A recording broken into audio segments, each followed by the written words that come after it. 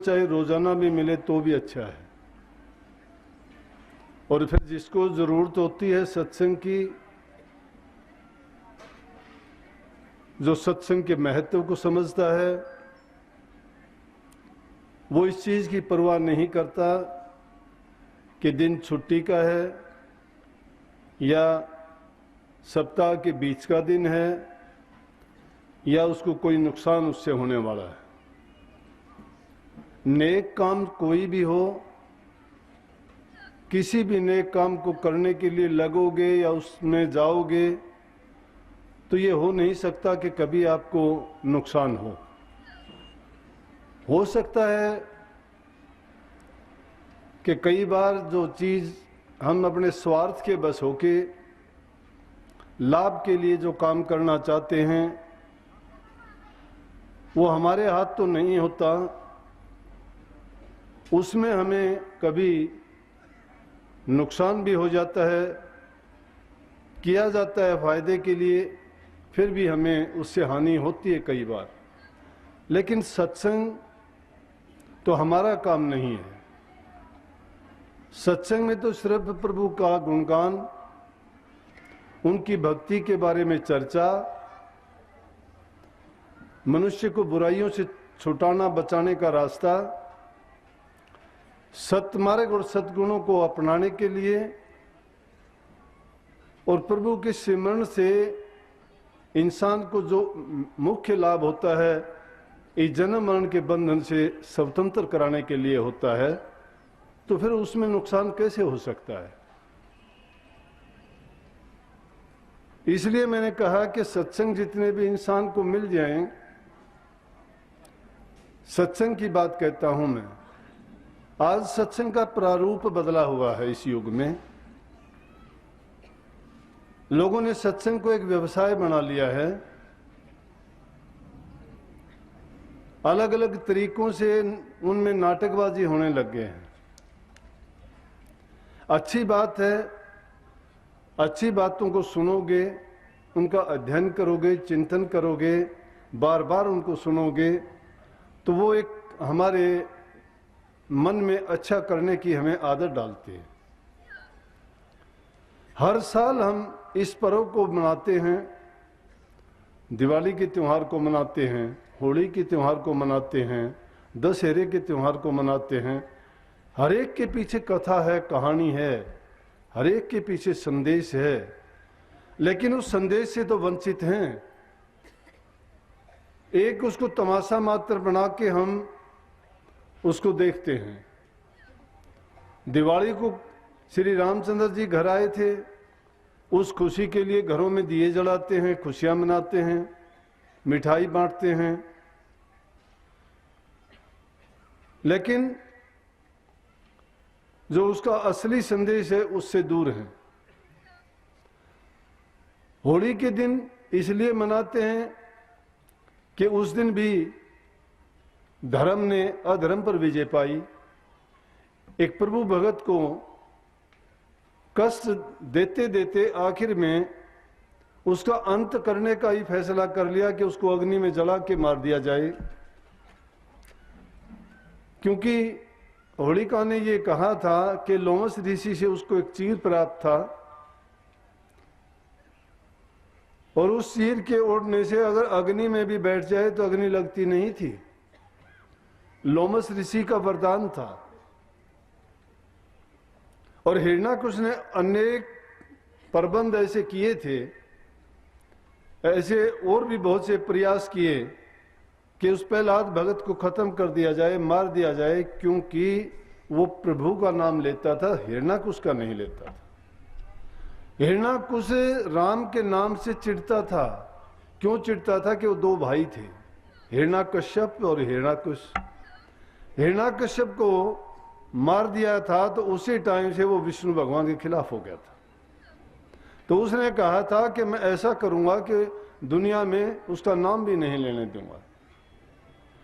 लेकिन उसी के घर में प्रभु की भक्ति करने वाला, नाम के जपने वाला पैदा हो गया। अब घर में ही वो पिता अपने पुत्र को मारना चाहता है।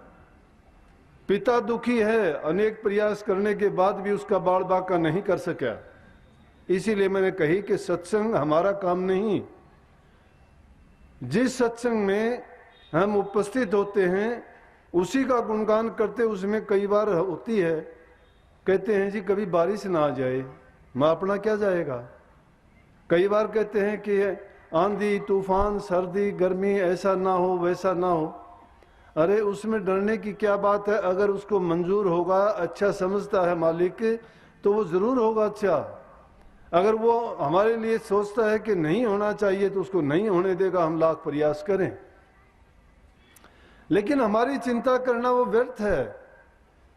इसीलिए सत्संगियों को बार बार सत्संग में बताया जाता है कि प्रभु की मौज में रहो, उनकी रजा में राजी रहो, उनके हुक्म में रहो।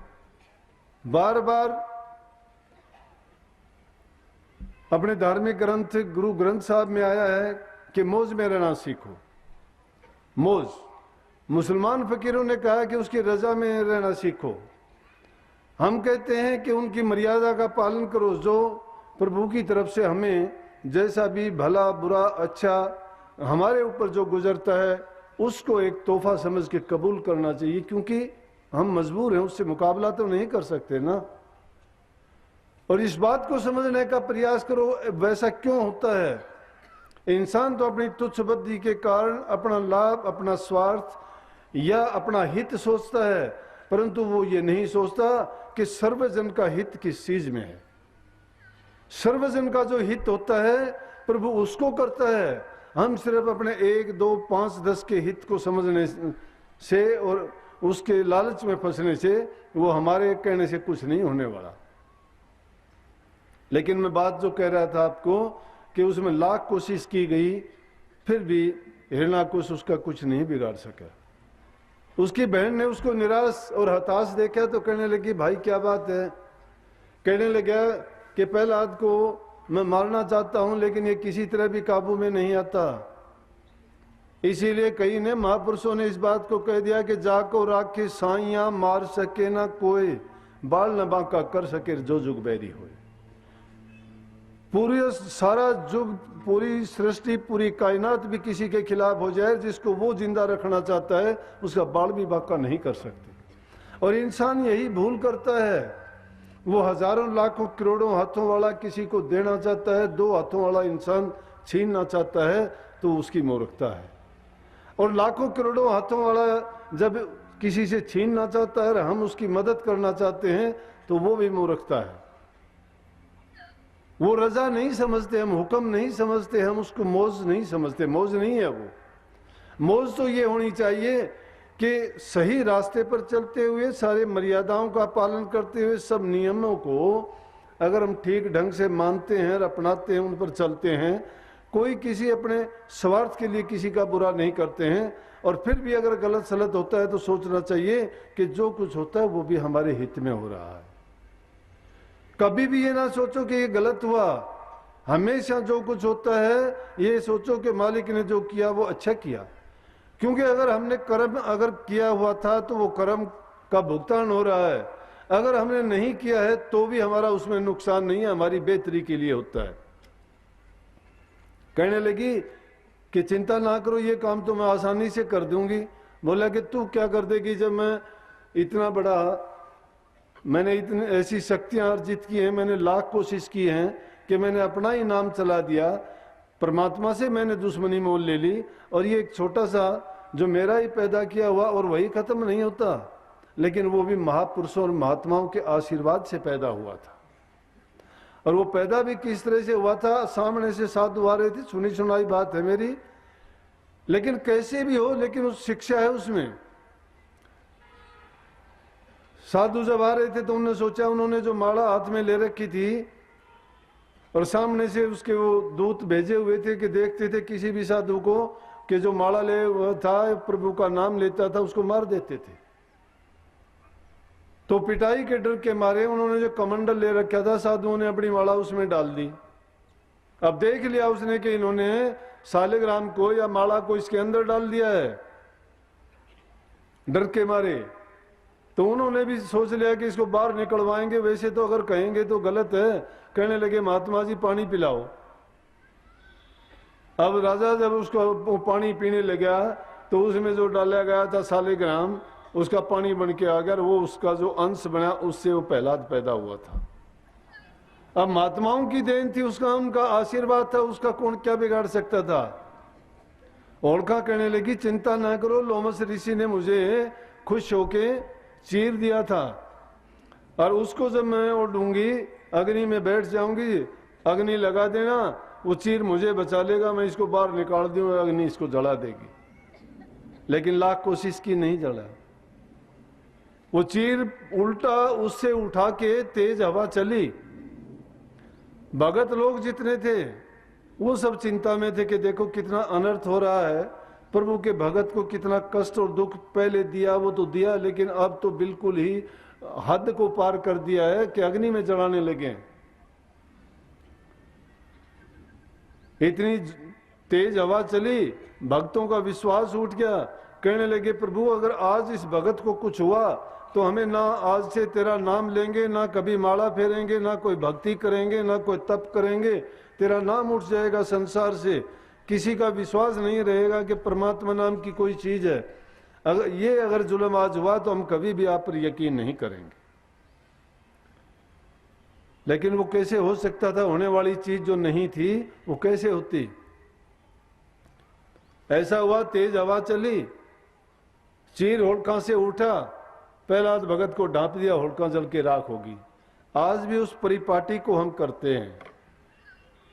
अग्नि के अंदर पहले से ही होलिका बनाते हैं, उसके अंदर एक लकड़ी रखते हैं गिल्ली, उसको आग लगाते हैं। पहले पुराने देहात में तो ऐसे करते थे, तो आजकल तो रावण दहन और ये दूसरे तरीके दशहरे को करते हैं। लेकिन लड़ाई किस चीज की थी? वो लड़ाई थी प्रभु भक्तों की और राक्षसों की, दानवों की और मानवों की, धर्म की और अधर्म की लड़ाई, सत्य की और झूठ की। लेकिन विजय हमेशा धर्म की हुई, सत्य की हुई, प्रभु भक्तों की हुई, दुष्टों की, राक्षसों की कभी भी नहीं हुई। चाहे वो किसी भी रूप में प्रभु को अनेक रूप धार के अपने भक्तों के लिए वो आए और उन्होंने उनका काम किया।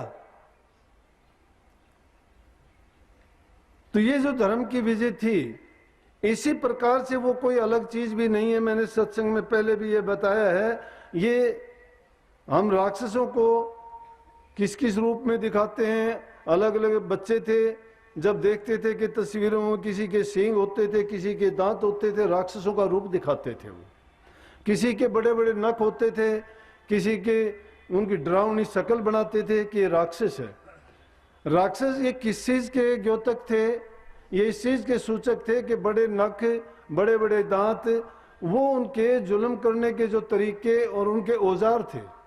उनकी शक्ल भी डरावनी इसीलिए बनाई जाती थी कि ये जो बुरे काम करते हैं, पाप के कर्म करते हैं, वो उनका ये है। लेकिन वो सारे के सारे इंसान रूप में ही होते, वो हम में भी हैं।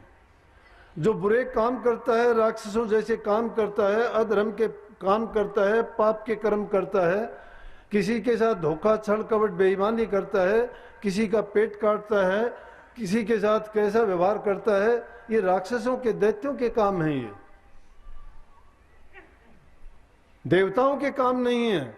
देवता तो वो है जो प्रभु भगत है, दूसरे का किसी भी प्रकार से अहित नहीं करता, अपने स्वार्थ और लालच के लिए किसी को किसी प्रकार का कष्ट नहीं देता। बल्कि अगर उस पर भी कष्ट आता है तो वो अनुनय प्रार्थना करता है परमात्मा से, दूसरे का कष्ट देख के भी कहता है कि मालिक इसको भी सुखी बना दे, इसको भी दुख ना दे। ये पहचान है उन देवताओं की।